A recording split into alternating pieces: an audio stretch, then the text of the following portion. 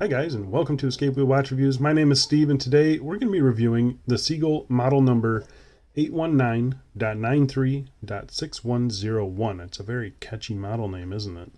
I was sent this watch for free from the Seagull official store on AliExpress. I don't have to send the watch back, but you guys know the deal by now. That's not going to sway my review one way or the other. And if by the end of this review you find yourself wanting to pick one of these up, and I think you might because it's a good one, I'm going to be leaving the affiliate link down in the video description. That is an affiliate link. You guys aren't paying any extra.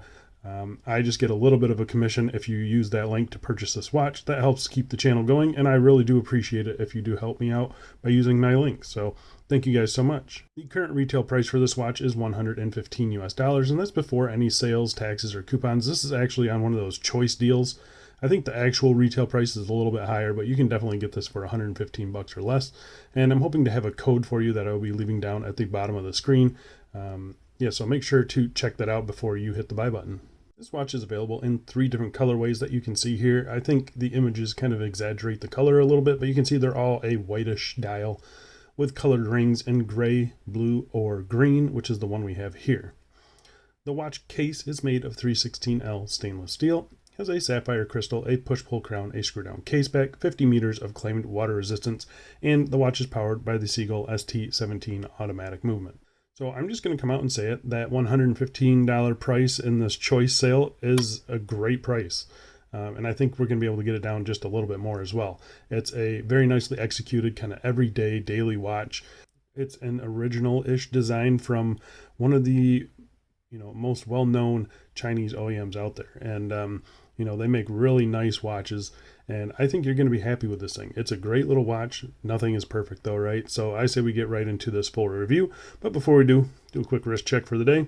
Wearing my Roland chronograph. Absolutely love this one. And I'll be leaving the link up in the corner right here. Go check that out. Very cool watch though. All right, let's start with the dimensions. A diameter of 38.9 millimeters.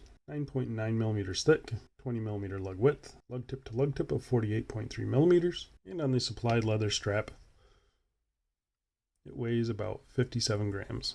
So at almost 39 in diameter and 48 lug to lug, it seems like it's going to be a little bit bigger, but it definitely wears small. In my opinion, it wears more like a normal 38 millimeter.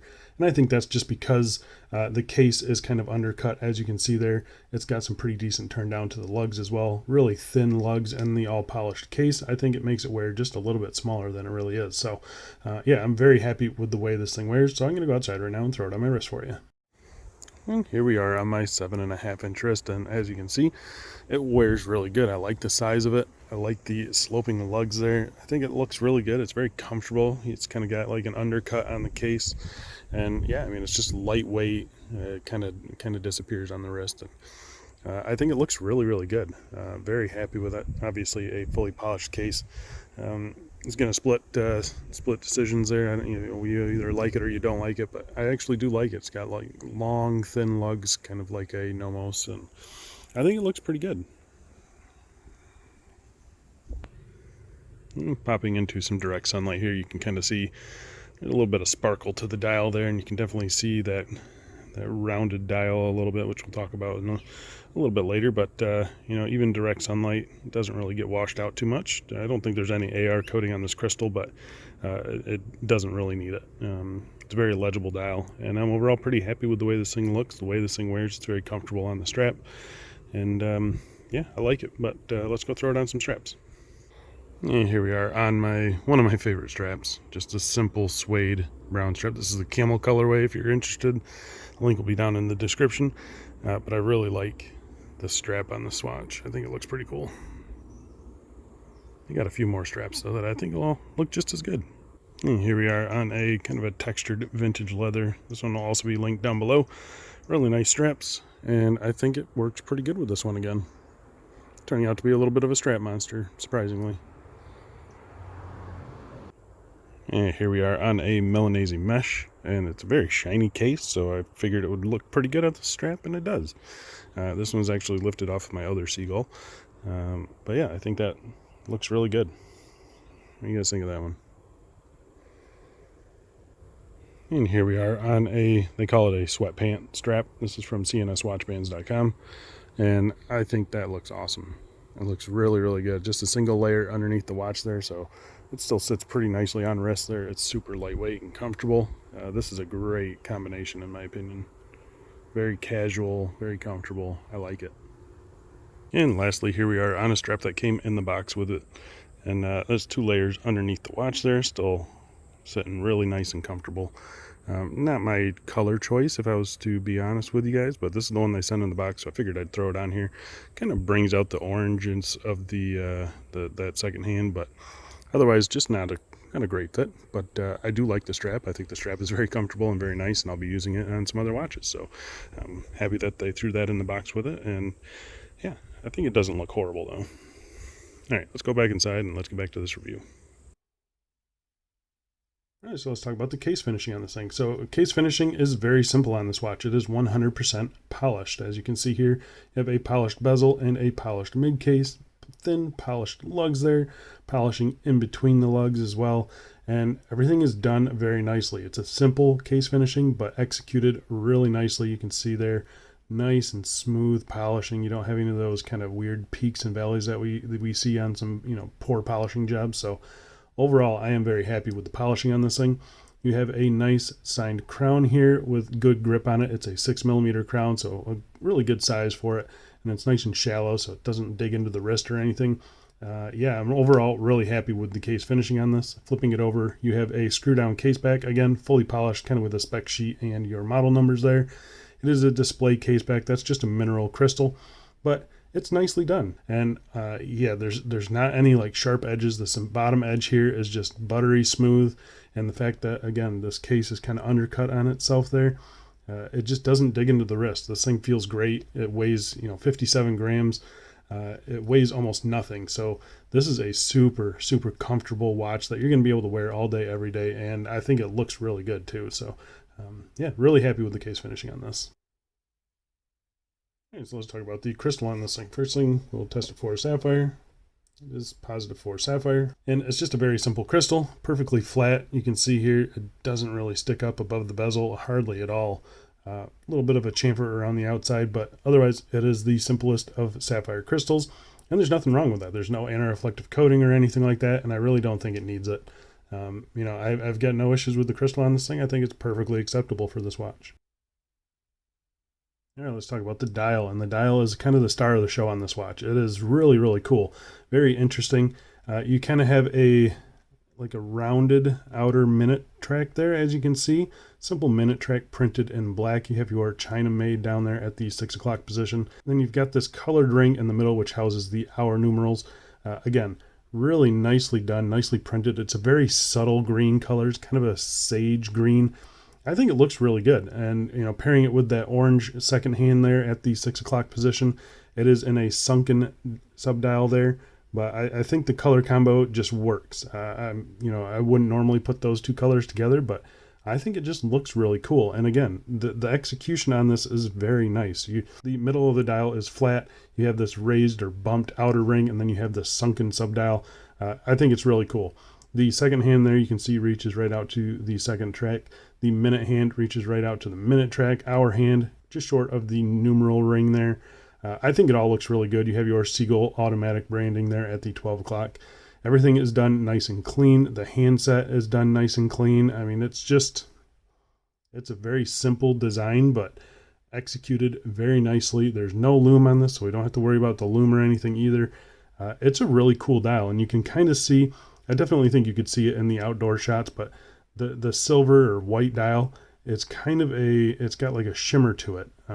So yeah, it's not just a printed white dial or painted white dial. It does have some kind of grain or texture to it that's, gives it a little bit of a spark, a little bit more interest than just a plain white dial. And I think it looks good. I think it looks really good, very, very cool. And yeah, overall, I am very happy with the dial on this thing. Okay, so let's talk about the movement on this thing. So the movement is the Seagull ST17 automatic movement. Here's how this one is running in particular. I'm pretty happy with that, 10 seconds a day about. And yeah, the beat air could be a little bit better, but overall it's been a very solid movement. So the Seagull ST17, it's a 21,600 beats per hour movement. It's a non-hacking but hand winding, and the automatic movement is Seiko style, so it does wind in both directions, so you don't get that rotor kind of whirling around. You can see here it's nicely decorated as well. The power reserve on this is about 40 hours. Yeah, I mean, these are great movements. I've had them in plenty of watches in the past. They've been around for a long time. They're reliable. They're accurate enough. They're easy to replace. And I mean, they're just nice movements. I have no issues with them at all. I would definitely take one of these over the Miyota 8215. So yeah, that's just something to consider. I'm pretty happy with the movement. If I have one kind of negative on the movement here, it's that it's a little bit loud. And when I say that, I mean the rotor winding. You can hear it when you're wearing it. I don't know if you can hear that or not, but you can definitely hear it winding up the spring when you're wearing it on the wrist in a quiet room. So that's just something to consider. It's still not as loud as the Miyota rotor whirl, but yeah, you definitely do notice this on wrist. And I think that's mostly because it's, you know, it's a pretty thin watch and you got your display case back as well. So that doesn't really muffle the sound as well as a solid case back would. So just something to consider. Other than that, I'm very happy with it. You can see here, operated by this 3 o'clock push-pull crown with a signed S there. The first position hand winds it here. It's nice and smooth. It is kind of loud. I'll let you listen to it, hopefully. But it's nice and smooth. You pull it out to the first position here. It does not have the second hand, but this is where you set your time. Everything functions as it should. You don't get any jumping of the seconds hand or minute hand or anything like that. Yeah, I've got no issues with the movement. I am overall pretty satisfied with it. All right, so let's talk about the strap on this thing. So the strap is a pretty decent leather strap. You're going to want to keep it around. It's kind of it's almost a suede. It's not really suede, but it's just a matte finish on this thing. So it's not glossy at all, as you can see there, but it's nice. It's flexible. You've got clean stitching here at the spring bars. Yeah, plenty of adjustment holes here. I'm kind of right in this spot here on my 7.5 inch wrist. So it should fit a good range of wrist sizes. You kind of have a rounded off tip here, which I like. You got one floating keeper, one stationary keeper, and these are pretty tight. So it keeps the, you know, they don't accidentally slide up and down, which is nice. I noticed that on some watches. Again, nice stitching here, and then working our way to the buckle here. Pretty nice, kind of intricate machining on that buckle, unnecessarily so, but it does look really good, and it is signed. It doesn't flop around or anything. It's nice and smooth. I like it a lot. It's very nice. You have your Seagull branding on the bottom here, genuine leather. I guess the only real negative thing I could say about this thing is it doesn't have quick release. I would really appreciate quick release spring bars, or if they drilled the lug holes there, that would be nice too, but yeah, I think they should have just added quick release spring bars, and I would have been a lot happier. And then this thing did come with that kind of tan and red nylon strap that you saw in the wrist, though. So that's also something to consider. It's a nice strap. But yeah, I think the strap that it comes on, it's nice enough that you're not going to want to throw it away. I like the look of it. I like the feel of it. It's comfortable. I've got no major complaints with it. So there you go, guys. That is a Seagull Bauhaus style. Yeah, really cool colorways in my opinion. I do like them a lot. You're getting a lot for your money here. You're getting a nice strap. You're getting a good movement, sapphire crystal. You know, you can see the movement through the display case back. The finishing is excellent. The dial is a really cool layout.